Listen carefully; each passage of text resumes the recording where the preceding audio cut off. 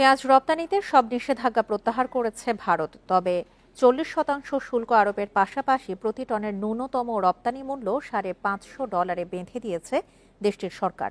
এলো বেক্সিমকো বন্ড 15% মুনাফায় সর্বোচ্চ হারে সবার উপরে।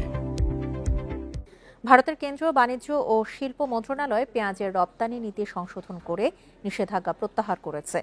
আজ থেকেই এই নতুন নীতিমালা কার্যকর হবে। এই সিদ্ধান্তের ফলে ভারত থেকে প্রতি কেজি পেঁয়াজ আমদানিতে বাংলাদেশি ব্যবসায়ীদের খরচ পড়বে $70 বেশি।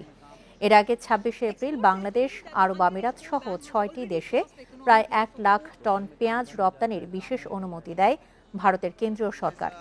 এই মৌসুমে পেঁয়াজের ফলন কম হওয়ায় স্থানীয় বাজার স্থিতিশীল রাখতে রপ্তানির নিষেধাজ্ঞা আরোপ করেছিল ভারত সরকার।